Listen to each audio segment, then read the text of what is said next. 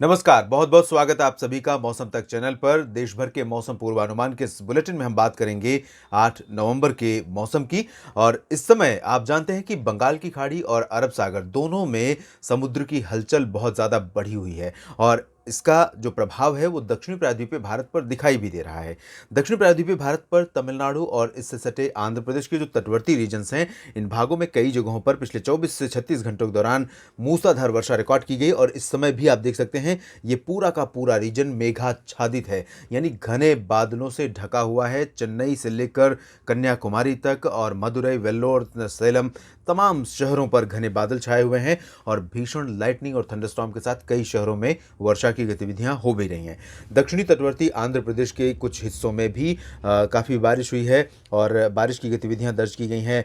आंध्र प्रदेश के जो दक्षिणी तटवर्ती रीजन है, इन भागों में कई जगहों पर मूसलाधार वर्षा हुई है। नेल्लोर में बहुत ज़्यादा बारिश हुई है। तमिलनाडु के चेन्नई शहर में नुंगमबक्कम में 215 तो मीनमबक्कम में 114 मिलीमीटर की वर्षा रिकॉर्ड की गई कल सुबह 8:30 से आज सुबह 8:30 बजे के बीच में, यानी 6 और 7 नवंबर के बीच की ये बारिश है। और अरब सागर पर बना डिप्रेशन आगे बढ़ रहा है पश्चिमी तथा उत्तर पश्चिमी दिशा में और इस समय मुंबई तथा गोवा के पणजिम से इसकी जो दूरी है लगभग 700-800 किलोमीटर के आसपास है।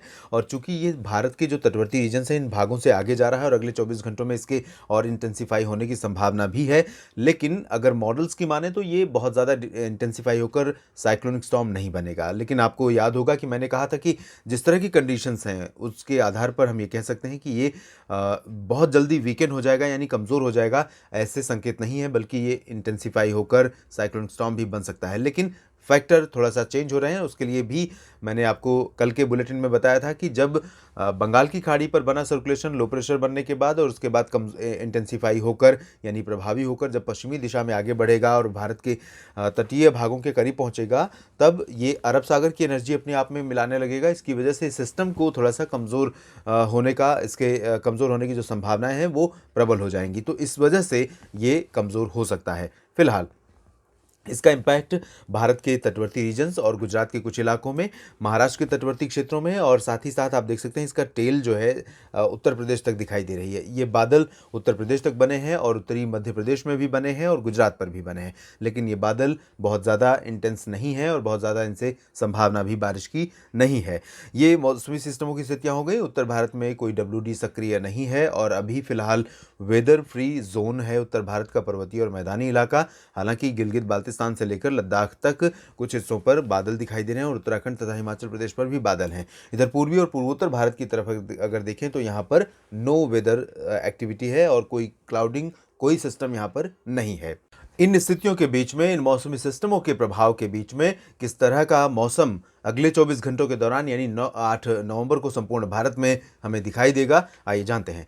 दक्षिणी प्रायद्वीपीय भारत में तमिलनाडु, केरल, आंध्र प्रदेश और कर्नाटक, इन सभी क्षेत्रों में कई शहर ऐसे होंगे जहां पर भारी वर्षा हो सकती है। पश्चिमी घाट से चूंकि सिस्टम काफ़ी दूर निकल गया है, इस वजह से इसका इम्पैक्ट बहुत ज़्यादा भारत के तटवर्ती रीजन्स पर डायरेक्ट नहीं पड़ेगा और बहुत ज़्यादा इम्पैक्ट नहीं पड़ेगा। इम्पैक्ट तो पड़ेगा लेकिन बहुत ज़्यादा नहीं पड़ेगा। दूसरी ओर जो हवाओं की रिदम बनी हुई है ईस्टर्न कोस्ट पर, यानी कि नॉर्थ ईस्ट मानसून करंट जो है वो बहुत ज़्यादा मानसून सर्ज यहाँ पर बहुत ज़्यादा एक्टिव है। इस वजह से दक्षिणी प्रायद्वीपीय भारत में दक्षिणी आंध्र प्रदेश और तमिलनाडु के अधिकांश इलाकों में, साथ ही साथ पुदुचेरी में, इन सभी क्षेत्रों में अधिकांश जगहों पर मध्यम से भारी वर्षा अगले 24 घंटों के दौरान दिखाई दे सकती है।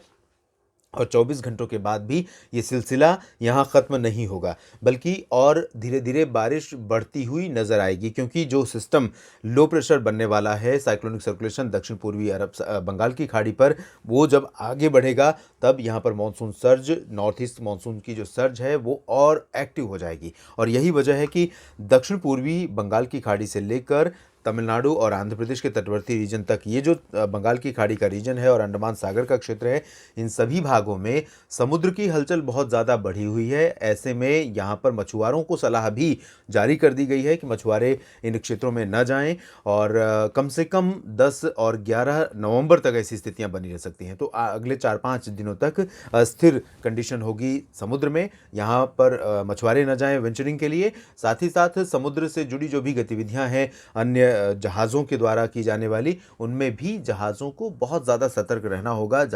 क्योंकि ऐसी स्थितियां कई बार बहुत विपरीत परिस्थितियां पैदा कर देती हैं। और आपने मुंबई की तरफ देखा था, मुंबई के तटों की तरफ देखा था, जब साइक्लोन आया था, ताउते आया था, जब ताउते का प्रभाव था, तो उस दौरान जहाज़ के साथ दुर्घटना हुई थी और कई लोग मारे गए थे। तो इस तरह की घटनाएं यहाँ पर हो सकती हैं, इसलिए इससे अवॉइड करने की ज़रूरत इस समय रहेगी। केरल और कर्नाटक के भागों की बात करें तो केरल में और दक्षिणी आंतरिक कर्नाटक के हिस्सों में कुछ स्थानों पर हल्की से मध्यम, कहीं कहीं पर तेज वर्षा की संभावना है। लक्षद्वीप में बारिश ऑन एंड ऑफ जारी रहेगी, मिनिकॉय में ज़्यादा संभावना रहेगी, और अमिनी दीवी या जो उत्तरी इलाके हैं इन भागों में, इन आइलैंड्स पर ज़्यादा वर्षा होने के संकेत नहीं है। तटवर्ती कर्नाटक और उत्तरी आंतरिक कर्नाटक में भी ज़्यादा बारिश की संभावना नहीं है, लेकिन बादल यहाँ पर बने रहेंगे। और आंध्र प्रदेश के उत्तरी तटवर्ती रीजन्स पर भी बादल रहेंगे और लाइट रेन होने की संभावना रहेगी आइसोलेटेड प्लेसेस पर। और तेलंगाना में कुछ स्थानों पर मध्यम ऊंचाई वाले बादल आ सकते हैं, और ये बादल यहाँ पर बारिश देंगे, ऐसे संकेत फिलहाल बिल्कुल भी नहीं नज़र आ रहे हैं, क्योंकि मध्यम ऊंचाई और हाई क्लाउड्स से बारिश की संभावनाएं बहुत ज़्यादा नहीं होती हैं।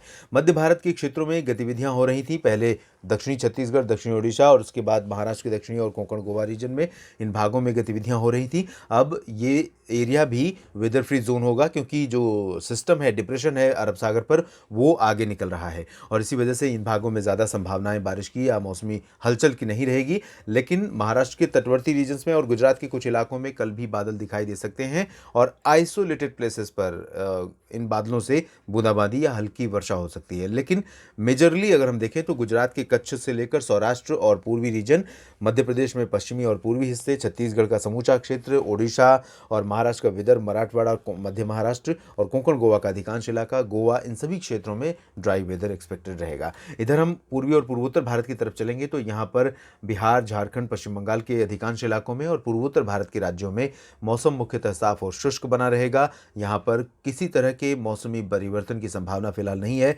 परिवर्तन सिर्फ इतना होगा कि इन भागों में हवाएं जो चलेंगी वो पश्चिमी दिशा से आ रही हैं, और इन पश्चिमी दिशा से आने वाली हवाओं के चलते अनुमान यह है कि तापमान में थोड़ी गिरावट हो सकती है। न्यूनतम तापमान बिहार और गंगेय पश्चिम बंगाल के कई शहरों में गिरेगा, और इस गिरावट के कारण बिहार में पटना, दरभंगा, भागलपुर, खगड़िया और किशनगंज, पूर्णिया, अररिया, गया, नवादा, इन सभी भागों के साथ साथ रांची, जमशेदपुर, डाल्टनगंज, देवघर, सभी जगहों पर जो सुबह का समय है उस दौरान थोड़ी सी धुंध और कोहरे का प्रभाव थोड़ा बढ़ सकता है।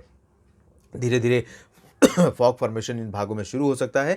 हालांकि अभी बहुत विजिबल फॉग नहीं होगा, यानी कि बहुत साफ साफ दिखाई देने वाला कोहरा नहीं होगा, बल्कि ये धुंध और कुहासे जैसा होगा। इसमें प्रदूषण का भी प्रभाव कुछ रहेगा, क्योंकि पश्चिमी हवाओं के साथ उत्तर भारत के मैदानी इलाकों से प्रदूषण कुछ इस तरफ आ सकता है, उसका असर रहेगा।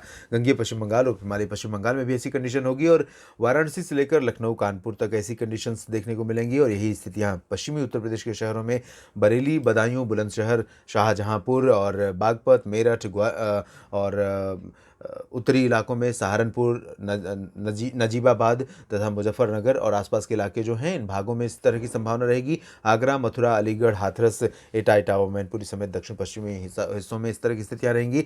राष्ट्रीय राजधानी दिल्ली और हरियाणा, पंजाब, राजस्थान में सभी जगहों पर उत्तर पश्चिमी दिशा से आने वाली शुष्क हवाओं के कारण आज आपने देखा कि आसमान थोड़ा सा ज़्यादा दिखाई देने लगा, और आसमान साफ होने इसके पीछे वजह ये रही कि जो ड्राई विंड्स थी, इन्होंने पोल्यूशन को काफ़ी कम किया है, पोल्यूशन लेवल कम हुआ है। हालांकि अभी भी ये हजार्डस कैटेगरी यानी घातक श्रेणी में बना हुआ है, यानी कि दिल्ली और एनसीआर समेत उत्तर भारत के कई शहरों में अभी भी हवा की जो गुणवत्ता है वो सेहत के लिए बेहद खतरनाक है।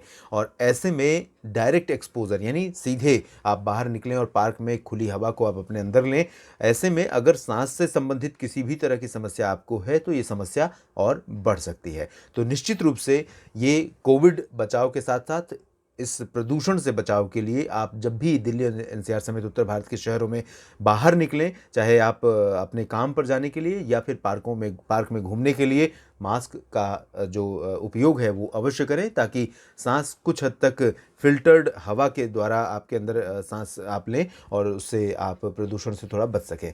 पर्वतीय क्षेत्रों में अभी अगले कुछ दिनों तक ड्राई वेदर रहेगा, तापमान में गिरावट हो रही है। गुलमर्ग में आज सुबह -3 डिग्री तापमान रिकॉर्ड किया गया। धीरे धीरे और गिरावट होगी। श्रीनगर समेत शिमला और देहरादून, ऋषिकेश, हरिद्वार, नैनीताल, मसूरी इन सभी क्षेत्रों में तापमान में गिरावट होगी और पर्यटकों के अब पहाड़ों पर जाने का समय आने लगा है। हालांकि अभी बर्फबारी के और स्पेल के लिए थोड़ा इंतजार करना पड़ेगा। एक अच्छा स्पेल आया था जिसमें हिमाचल में और जम्मू कश्मीर में कई जगहों पर बर्फबारी हुई थी सक्रिय WD के चलते।